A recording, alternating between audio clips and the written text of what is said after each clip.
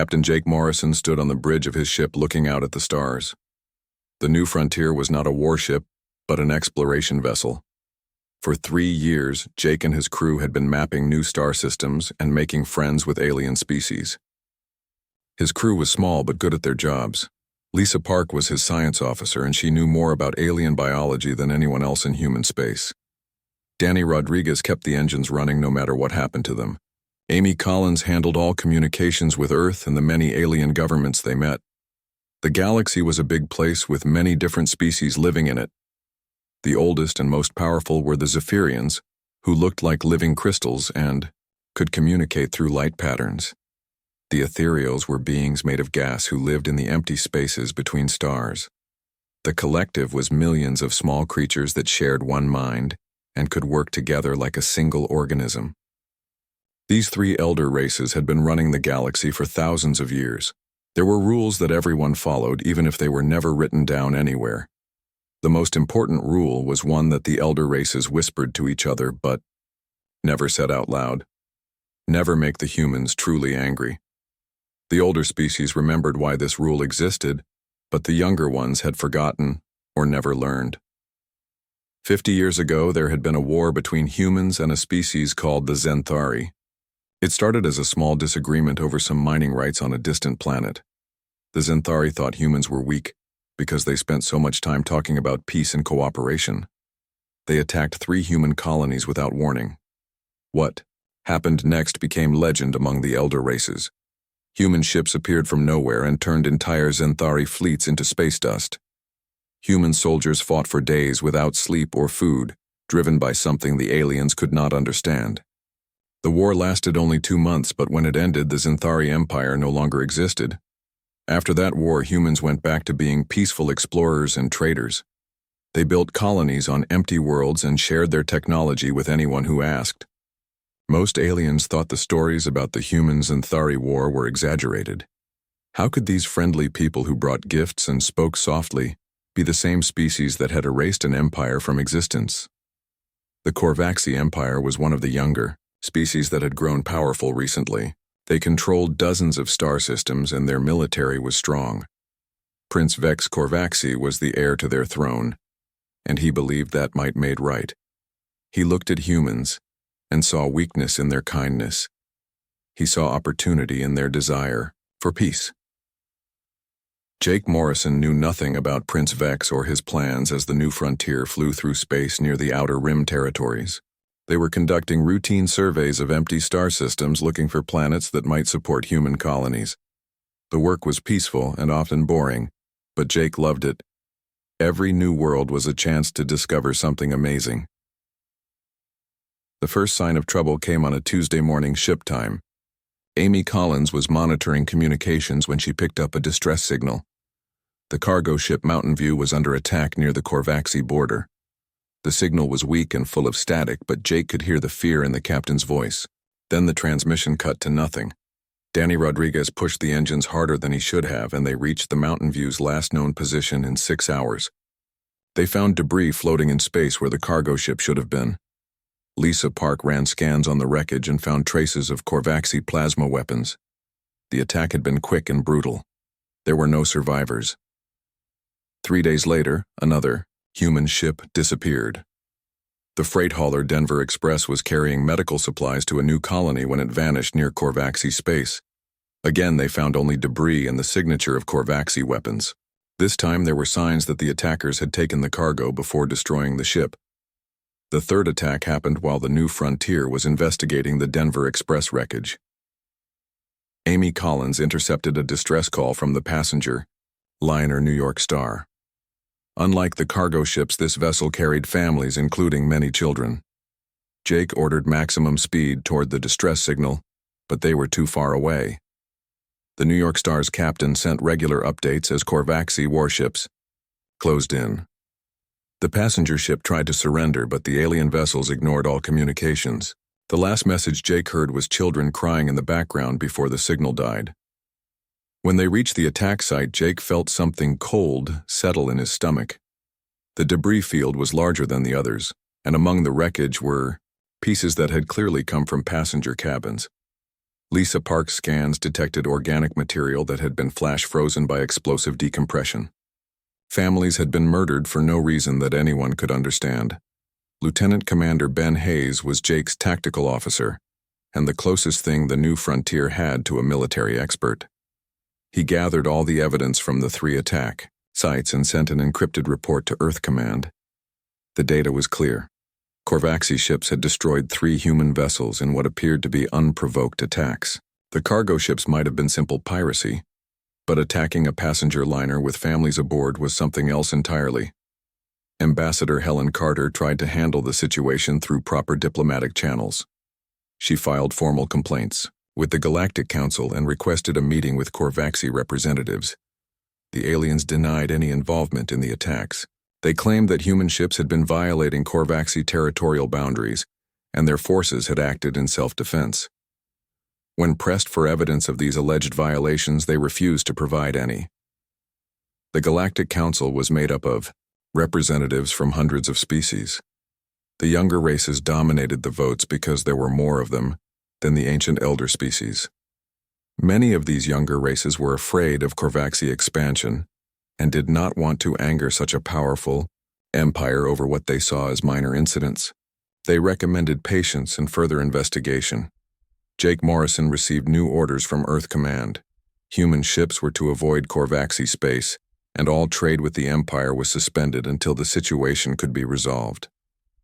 The new frontier was reassigned to survey work in the opposite direction from Korvaxi territory. Jake followed his orders, but he could not forget the debris fields or the sound of children crying in that last transmission. For 6 months, an uneasy peace held.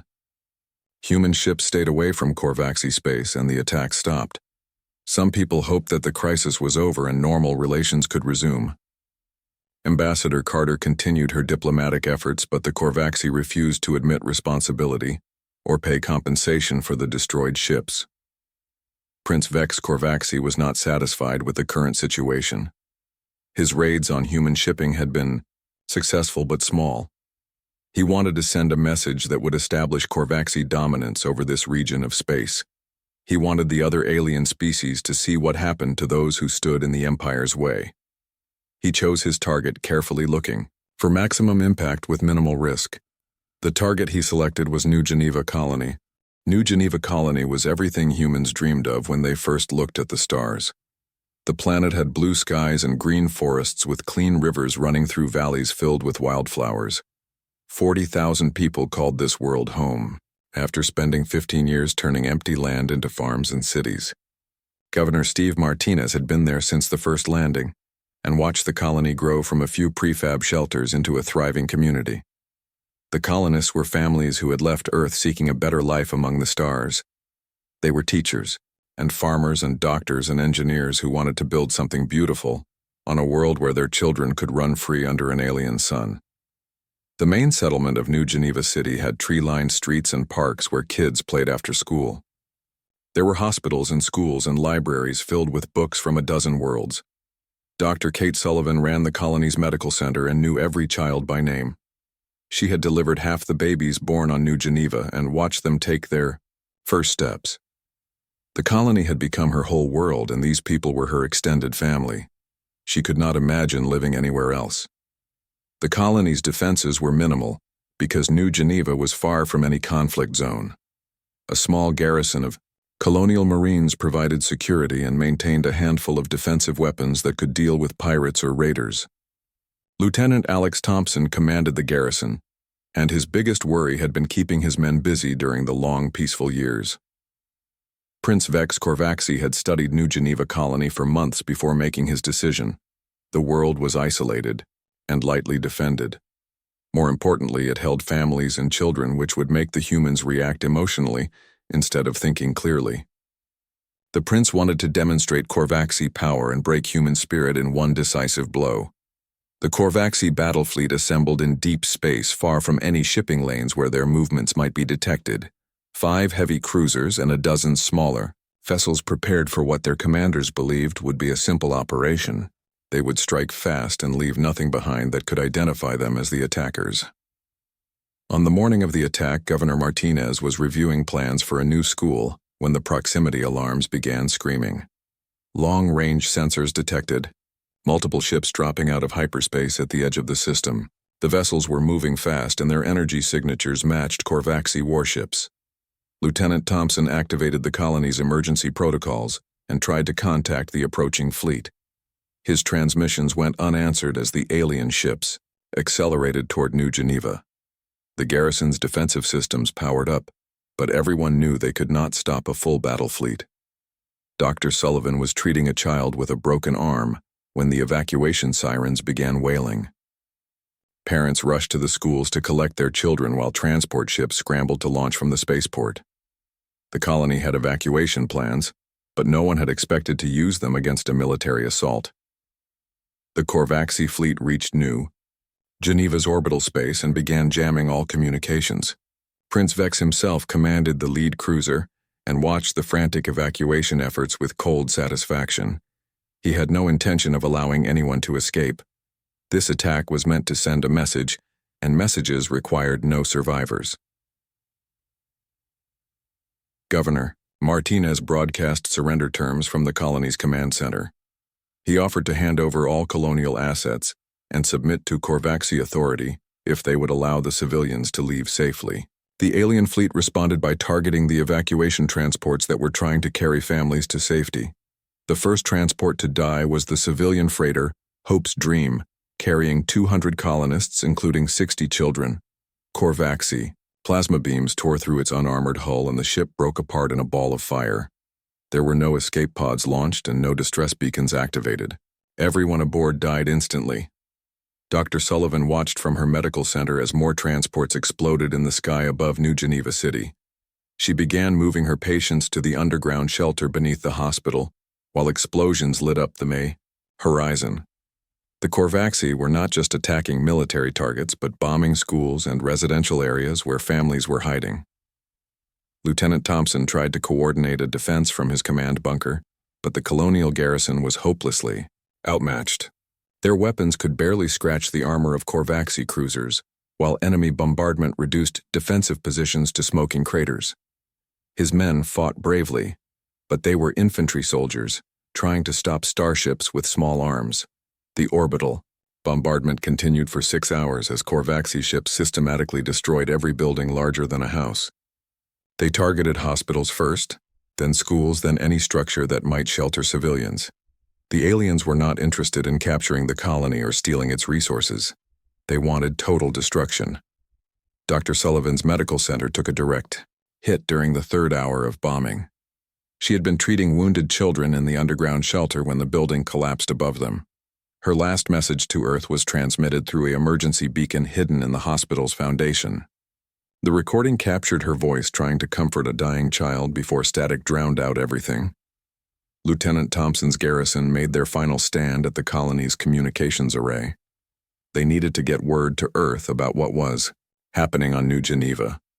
The Marines fought room by room through the burning building while Korvaxi ground forces closed in around them. Thompson managed to activate the emergency transmitter and send one last message before enemy fire brought down the tower. His transmission reached Earth 3 days later, carried by an automated probe that had escaped the destruction. The message was brief and filled with static, but every word burned itself into the minds of those who heard it. Thompson's voice was steady despite the explosions in the background as he spoke his final report. The Korvaxi fleet departed after confirming that nothing larger than a storage shed remained intact on New Geneva's surface. Prince Vex reviewed the destruction from his flagship and pronounced the operation a complete success. The humans would understand their place in the new order after seeing what happened to those who defied the Korvaxi Empire. When rescue ships finally reached New Geneva, they found a dead world covered in ash and debris. 40,000 colonists had been reduced to scattered molecules by plasma bombardment. The forests were burning and the rivers ran black with soot. Nothing moved on the planet's surface except the wind carrying smoke across empty ground. The rescue teams found no survivors and no bodies. The Korvaxi bombardment had been too thorough for that. They could only collect genetic traces from the devastation and try to identify individuals from DNA fragments scattered across continents. Entire families had been erased so completely that only their names and colonial records proved they had ever existed. The news reached Earth on a Tuesday morning when Admiral Rachel Foster was having coffee in her Pentagon office. She read the initial reports twice before activating communication protocols that had not been used in 50 years. The reports contained one crucial detail that changed everything. The Korvaxi had deliberately targeted the children first. Admiral Rachel Foster set down her coffee cup and stared at the reports from New Geneva Colony.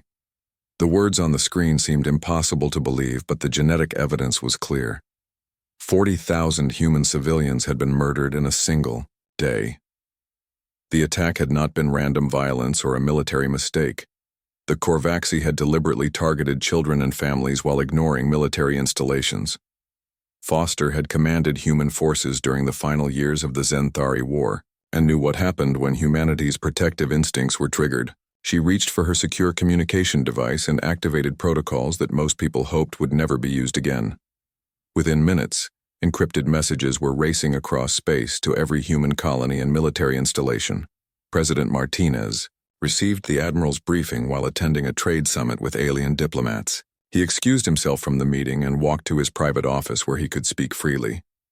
The President had grandchildren the same age as some of the victims on New Geneva. When he spoke, his voice was completely calm, but his hands shook as he signed the authorization codes. The declaration went out on every communication frequency that humanity possessed. It was broadcast to Earth and every colony world.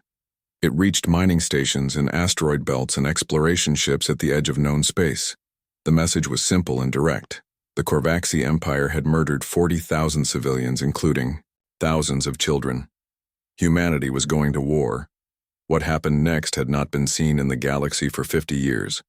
Every human military unit, regardless of location, received the same orders. Return to Earth immediately for full mobilization. Reserve officers were recalled to active duty. Civilian shipyards began converting cargo vessels into warships. The entire human military-industrial complex shifted into war production mode overnight. Admiral Chris Wang commanded the First Fleet, which had been Earth's primary defense force for the past decade.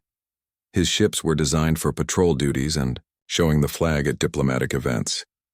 Within 72 hours, those same vessels were being fitted with additional weapons and armor. Military engineers worked around the clock installing equipment that had been sitting in storage since the HFY War. Captain Sarah Miller received her new assignment while her ship was being refitted at Luna Station. The heavy cruiser, Vengeance, had been a peaceful exploration vessel just 3 days earlier. Now weapons specialists were mounting torpedo launchers and particle beam arrays along its hull. Miller's crew had volunteered for what everyone knew would be a dangerous mission. The galaxy watched human mobilization with growing alarm. Alien intelligence services reported massive fleet movements and military buildup, unlike anything seen in living memory. The younger species had never witnessed human military preparation and did not understand what they were seeing. The elder races understood perfectly and began moving their own forces away from human space. General Paul Brooks assembled the human ground forces that would spearhead the invasion of Korvaxi territory.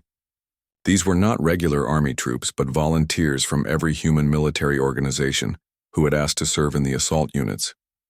They came from different planets and different services, but they shared one thing in common. They had all lost someone they cared about and wanted revenge. The Korvaxi Empire received intelligence reports about human military activity, but Prince Vex dismissed them as meaningless posturing. Humans had been peaceful traders for 50 years, and he could not believe they possessed any real military capability. Even if they did mount some kind of response, it would take months to organize, and his forces would be ready. The prince was wrong about human timing. Earth's shipyards had been building warships in secret for decades. The peaceful exploration vessels that aliens saw were only part of humanity's space fleet. Hidden construction facilities in remote star systems had been producing military hardware since the end of the HFY War. Humanity had learned never to be caught unprepared again. Admiral Wang's fleet departed Earth exactly 1 week after the New Geneva massacre.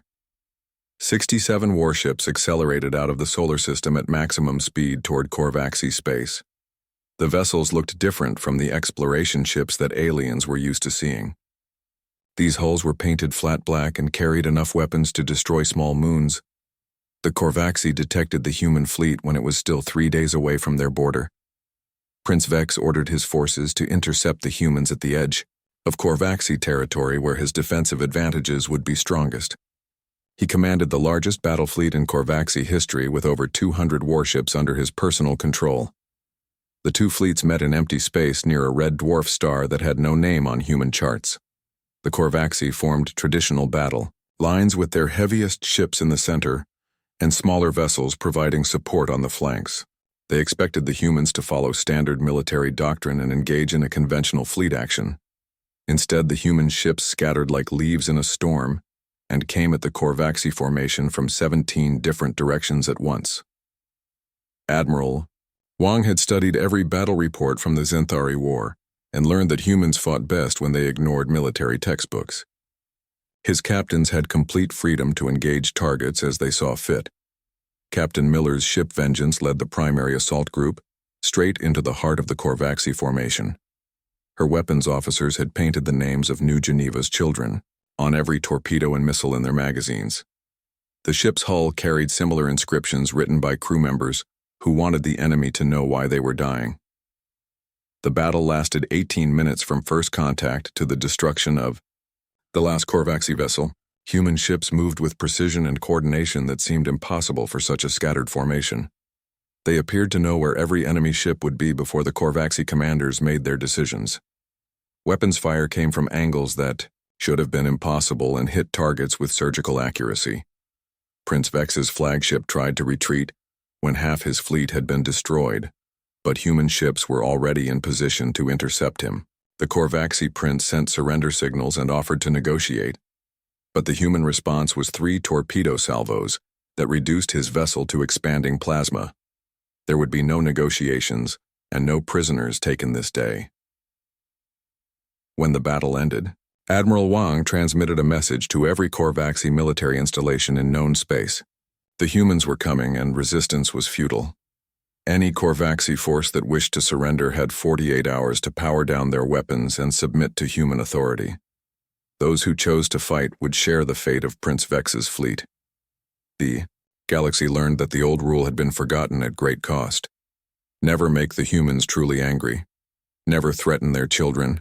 Never assume their kindness meant weakness. Some lessons could only be learned through fire and blood. The news of Prince Vex's defeat spread across the galaxy faster than the human fleet could travel. Every alien government received reports that the Korvaxi Empire's strongest battle group had been destroyed in less than 20 minutes by a force 1/3 its size. Military analysts studied the battle recordings and found tactics that violated every principle of space warfare they understood. The Korvaxi Empire's remaining commanders faced an impossible choice. Admiral Wang's ultimatum gave them 48 hours to surrender or face annihilation. Some chose to power down their weapons and submit to human authority. These wise leaders saved their crews and their ships by acknowledging what they were truly facing. Commander Zex Korvaxi was Prince Vex's younger brother, and he chose differently. From his base on the fortress world of Korvaxi Prime, he broadcast a defiant message to the advancing human fleet. The Empire would never bow to inferior species, no matter what had happened to his brother's forces. The Korvaxi military would fight, to the last ship and the last soldier, rather than accept defeat. Major Linda Foster received her orders while her Marine battalion prepared for planetary assault. The fortress world of Korvaxi Prime was the Empire's military headquarters and most heavily defended planet. Intelligence reports showed orbital defense platforms that could destroy entire fleets and ground installations that had never been successfully attacked. Foster's mission was to capture the planet intact if possible, but destroy it completely if necessary. The human assault fleet arrived at Korvaxi Prime exactly 48 hours after Admiral Wang's ultimatum expired. The planet's defenders had used every minute to prepare for the coming battle. Thousands of automated defense weapons tracked the approaching human ships while ground-based missile launchers prepared to fire. Commander Zex believed his forces could hold out long enough for reinforcements to arrive from other Korvaxi worlds. He was wrong about everything. The human attack began with electronic warfare systems that turned the planet's own defense network against itself. Korvaxi weapons platforms began firing at each other while their targeting computers received false information about enemy positions. Ground installations found their communications jammed and their sensors blind. Within minutes, the carefully coordinated planetary defense system had become a collection of isolated strongholds. Captain Miller's ship Vengeance led the orbital bombardment that cleared landing zones for the ground assault. Her weapons officers had learned precision targeting during years of peaceful exploration work, and they used that knowledge to destroy military installations while avoiding civilian areas. Each shot was placed exactly where it would do the most damage to enemy forces, while protecting non-combatants.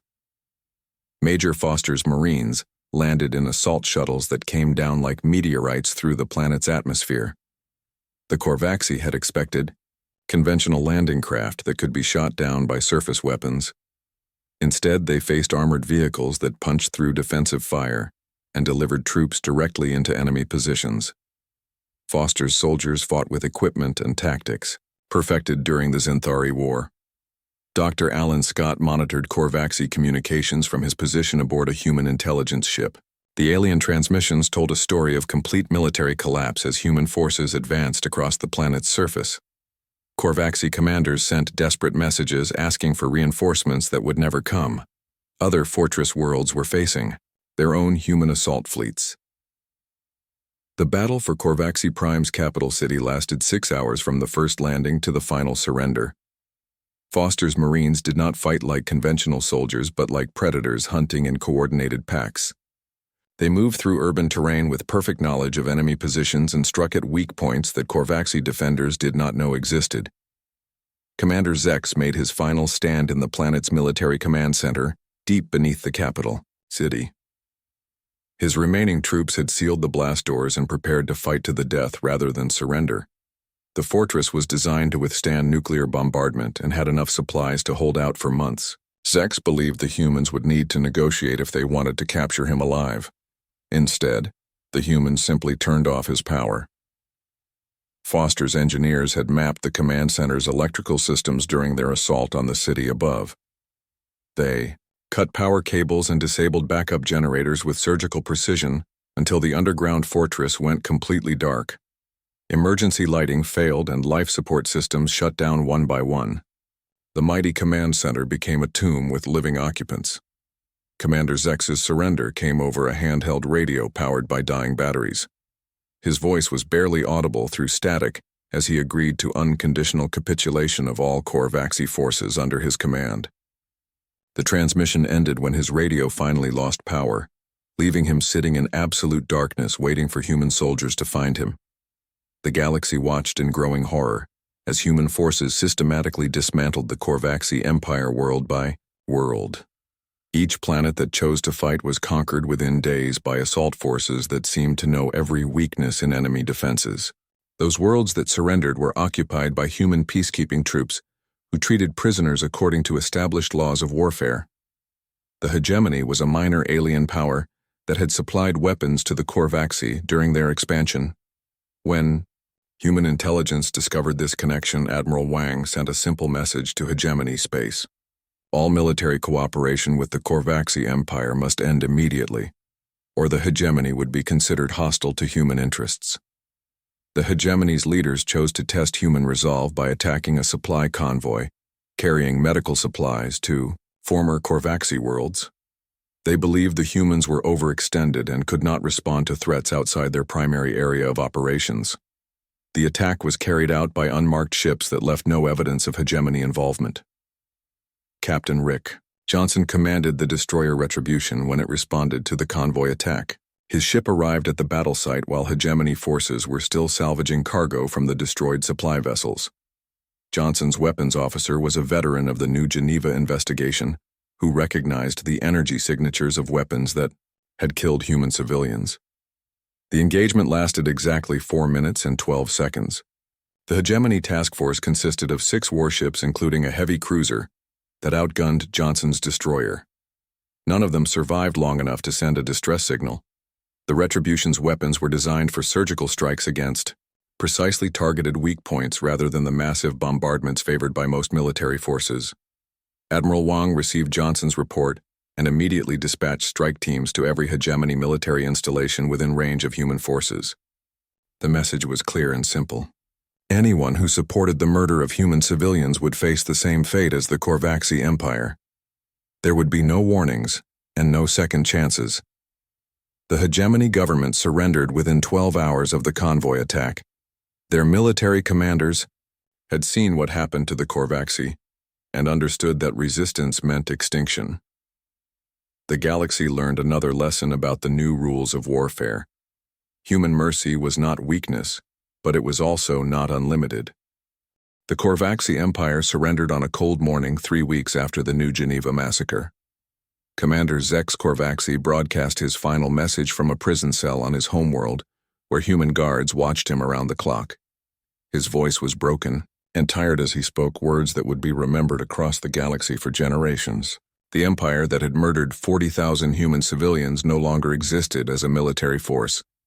Admiral Rachel Foster stood on the bridge of her flagship Justice as representatives from dozens of alien species arrived for the formal surrender ceremony. The ship was humanity's newest and most powerful warship, but Foster had chosen it for symbolic reasons rather than military ones. Justice would be the place where the galaxy learned about the new rules that would govern relations with humanity.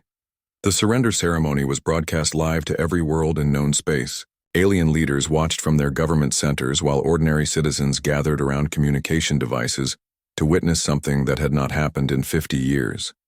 The humans were dictating terms to a defeated enemy, and the galaxy was learning what that meant.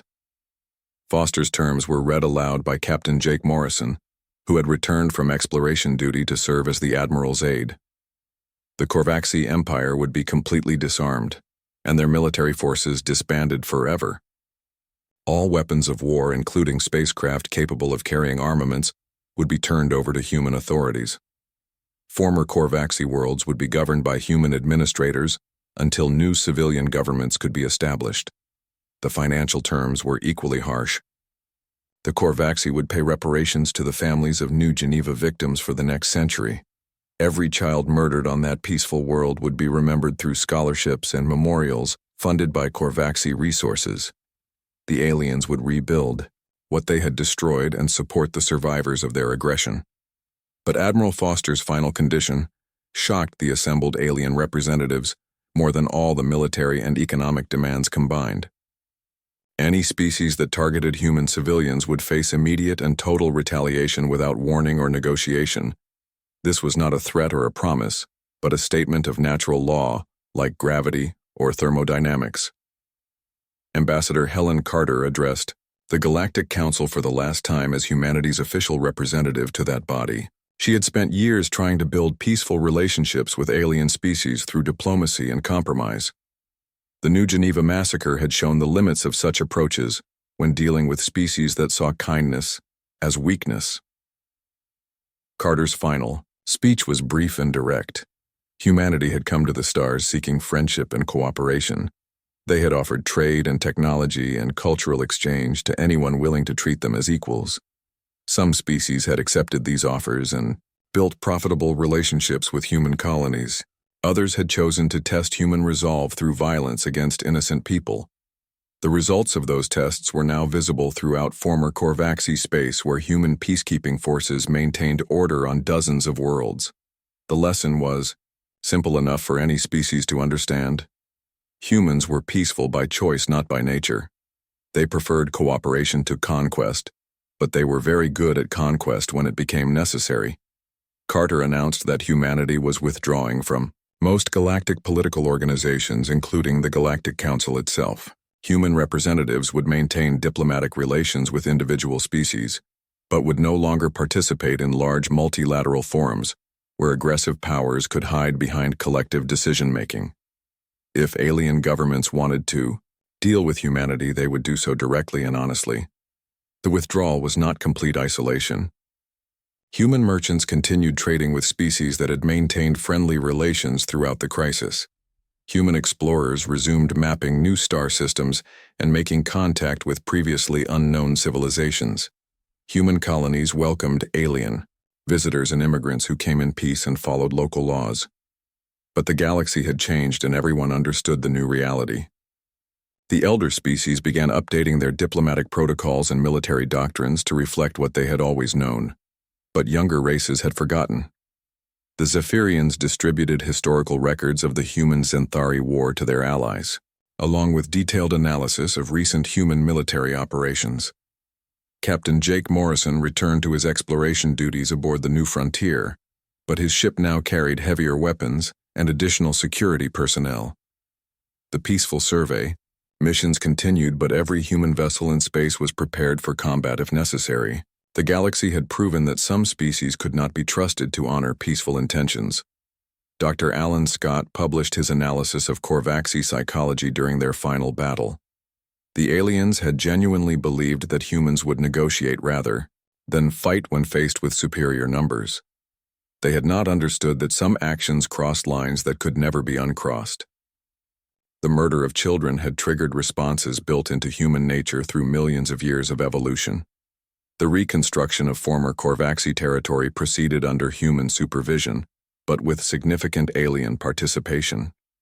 Species that had remained neutral during the war volunteered resources and personnel for humanitarian missions. The destroyed worlds would be rebuilt, but they would never again threaten their neighbors or target innocent civilians. Major Linda Foster established the New Geneva Memorial on the ruins of Korvaxi Prime's former capital city. Half the site was dedicated to remembering the 40,000 human civilians who had died for no crime, other than existing peacefully on a distant world. The other half served as a warning to future generations about the price of breaking certain rules. The memorial's inscription was carved in stone and metal in the languages of every species in known space. It told the story of an empire that had chosen war over peace and paid the ultimate price for that decision. Visitors could read the names of every person who died on New Geneva Colony, along with their ages and occupations. Most of the names belonged to children. The galaxy settled into its new equilibrium, with humanity occupying a unique position among the stars. They remained the same people who had once offered friendship to any species willing to accept it. They still preferred trade to conquest and cooperation to conflict. But everyone now understood what happened when those preferences were ignored by those who mistook mercy for weakness. The old rule was restored and codified in the diplomatic records of every major government: never threaten human civilians, never mistake human patience for weakness, never forget that beneath their peaceful exterior lived something that would not yield and would not negotiate when their families were at stake. Human ships continued their journeys between the stars, carrying within their hulls both the promise of friendship and the certainty of retribution. The children of New Geneva could finally rest in peace, knowing that their deaths had not been meaningless. They had reminded the galaxy of truths that should never have been forgotten. The humans had spoken clearly and the galaxy had learned to listen. Some lessons could only be taught through fire and loss, but once learned, they were never forgotten again.